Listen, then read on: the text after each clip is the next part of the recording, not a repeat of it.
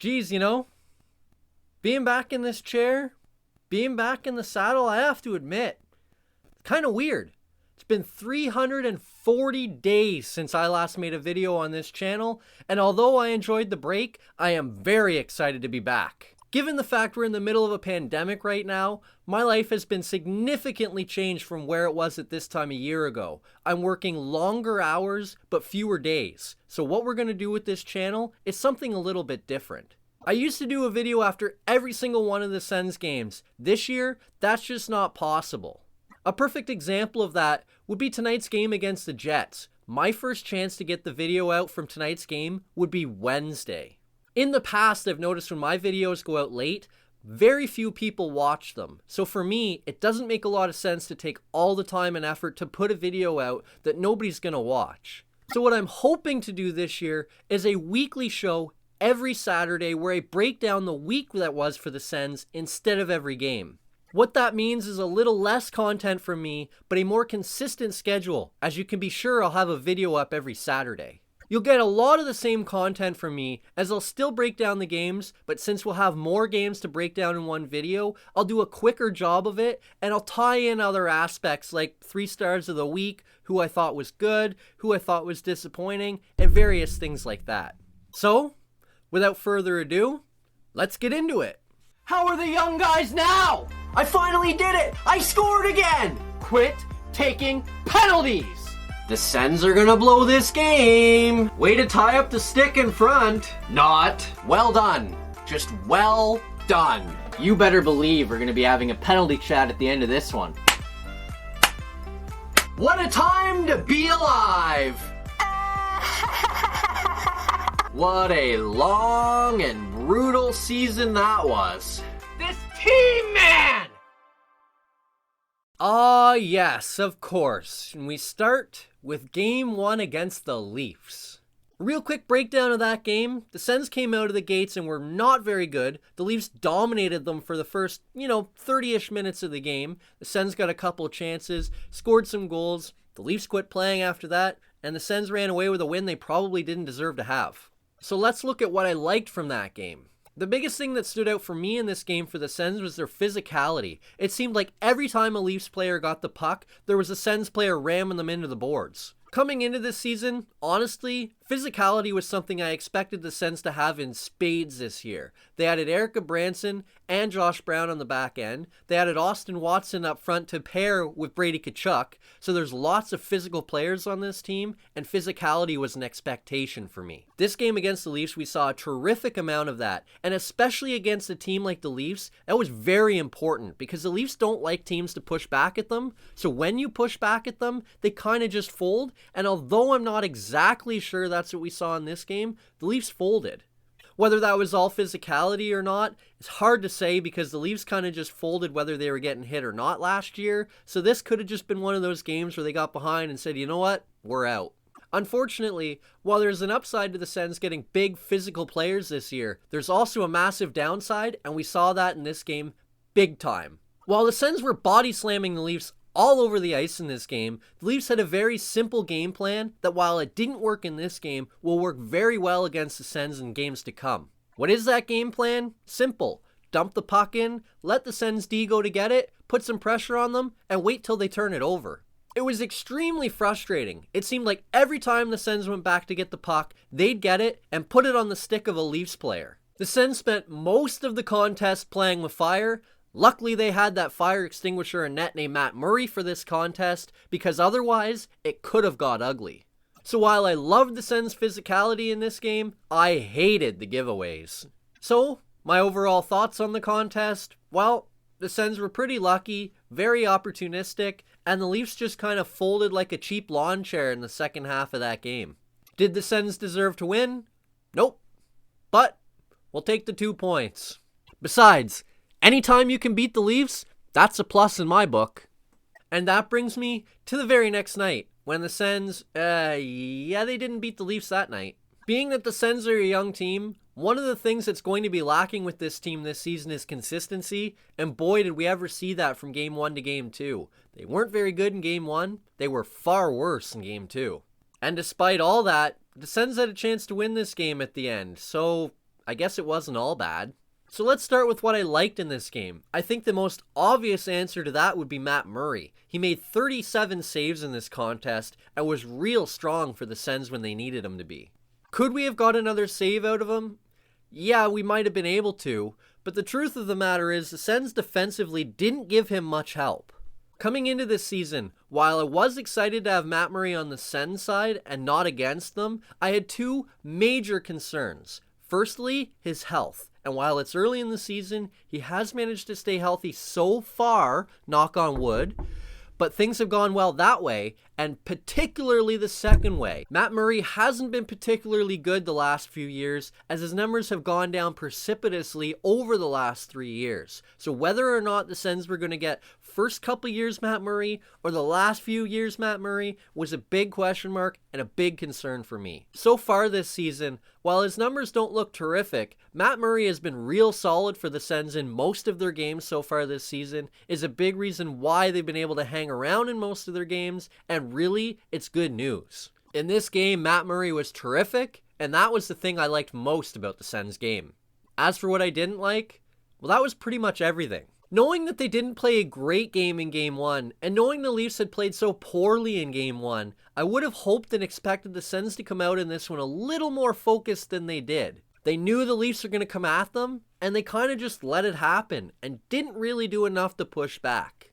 If the Sens are going to win hockey games this season, especially in the North Division where every night they're playing teams with significantly more talent than they are, they're going to have to work hard. And unfortunately in this game, there wasn't enough hard work. Overall, the Sens were pretty stinky. There wasn't a lot to like from this game. But it wasn't all bad. I have waited years and years and years as a Sens fan to have a highly skilled player on this team. Finally, the Sens have one of those again, and in this game, we saw some of that skill. I didn't think Tim Stützle had a terrific weekend. I thought at times we saw some skill, and at times we saw that he's a young player, and he's going to be easily pushed around this season, but when it came to the third period, we saw all of that Stützle skill.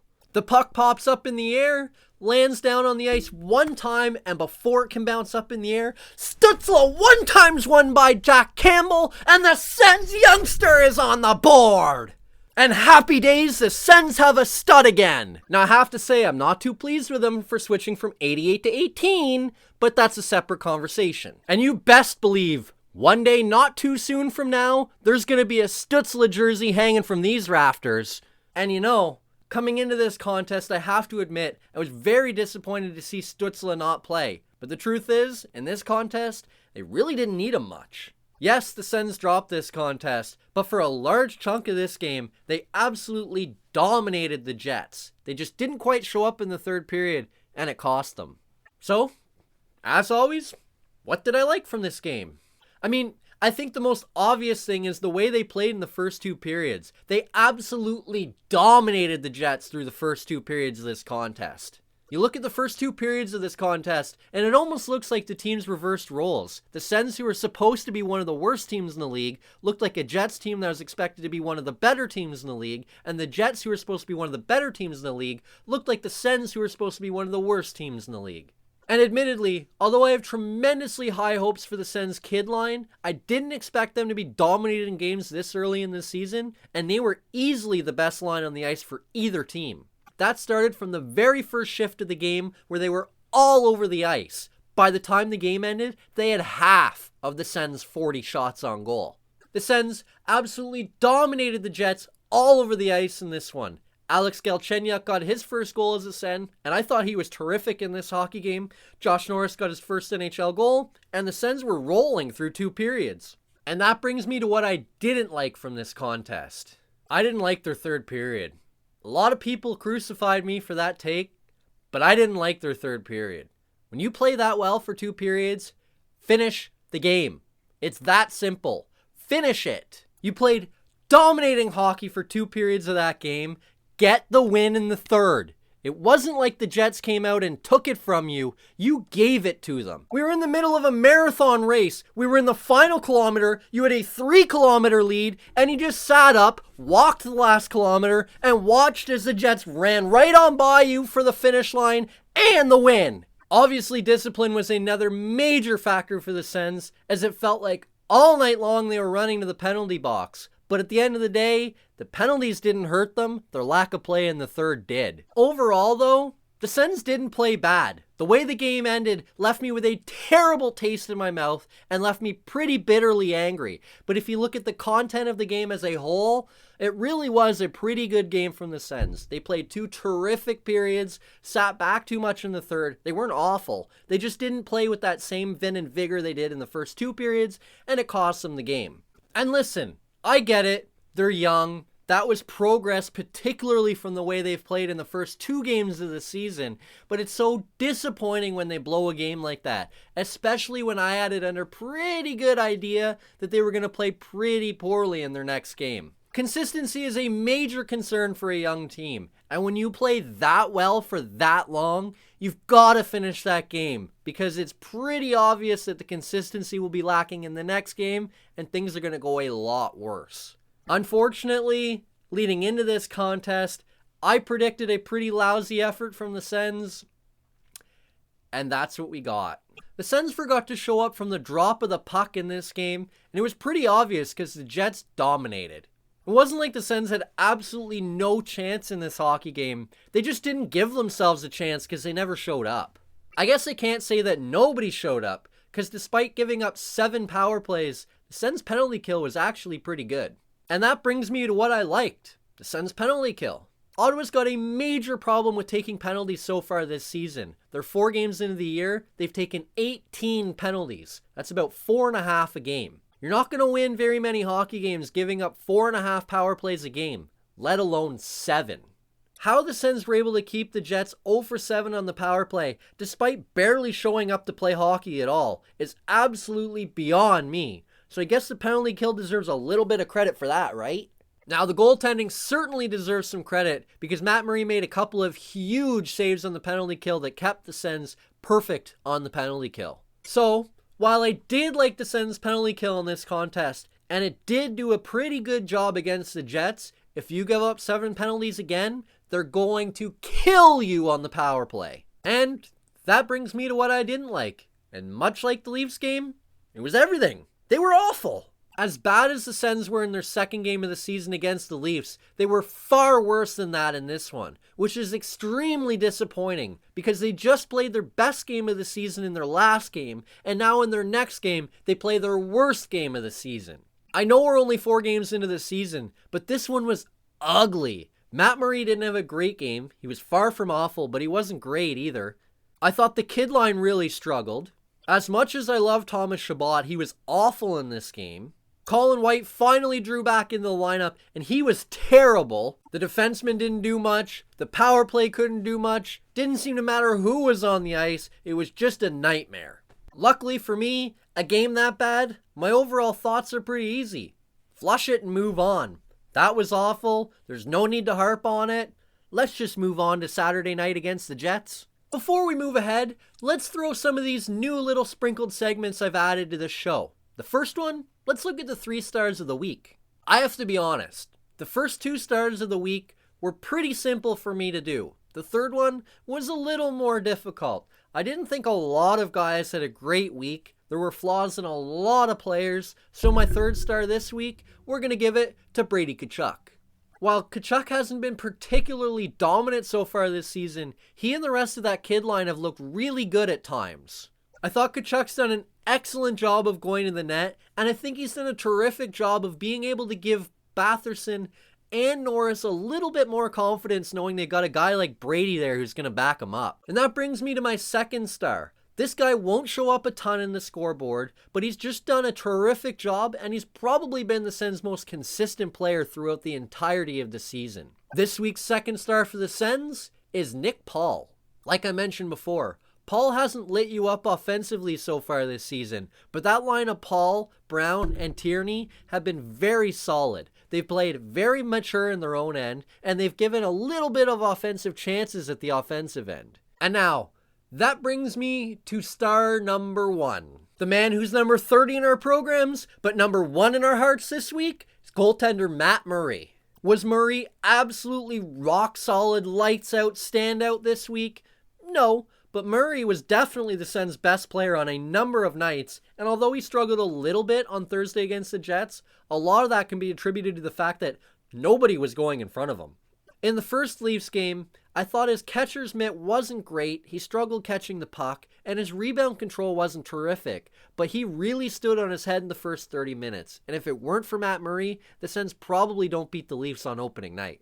In the second game, Murray kept the Sens in it long enough for Stützle to cut the lead to 1 and at least give the Sens a chance to come back. In the third game against the Jets, he was steady when he needed to be. And like I said, yeah, he got pulled in the fourth game against the Jets, but really, who could fault him? Nobody was playing in front of him either. I think that was much a pull as to say, hey, none of these guys are playing in front of you. Let's not waste your time and energy. Let's just get you out of this game.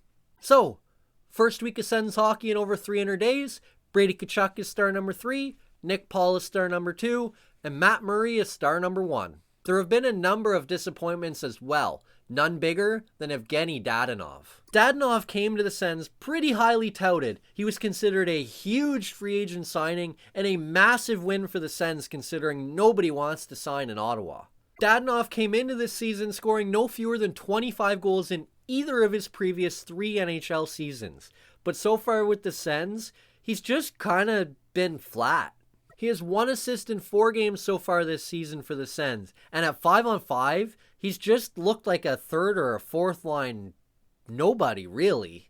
It hasn't been all bad. I thought Dadonov has looked pretty good on the Sens' top power play, which at times has looked pretty dominant, but Dadonov was brought here to be a dominant player, and I'm just not seeing that so far. Yes, it's early, and yeah, maybe this week he picks up more than 1 assist in 4 games, but this week, Dadonov was Ottawa's biggest disappointment. Looking ahead, the Sens play 4 times this week, all on the road. They're in Winnipeg tonight, Vancouver Monday, Vancouver Wednesday, and Vancouver Thursday. And for the Sens, things could get a little bit ugly tonight, as they haven't beat the Jets in almost 2 years. They've lost 4 in a row and 8 of their last 10 to Winnipeg. The real question is whether we're going to see the team that played Winnipeg on Tuesday or the team they played on Thursday. And then, after tonight's game against the Jets, the Sens are in Vancouver for 3 games. And while the Sens did win their previous game against Vancouver, their head-to-head record recently hasn't been very kind to the Sens, as they've lost 4 of their last 5 and haven't beat Vancouver in 3.5 years. They have a losing record all time against Vancouver and have won just 30% of their games in Vancouver. It's not going to be easy. They're going to need some big games from Matt Murray, but the opportunity is there. That's it for this video. Hit like if you liked it, subscribe to the channel if you haven't already, share it with anybody you know, and we'll see you on Saturday after 4 straight Sens road games.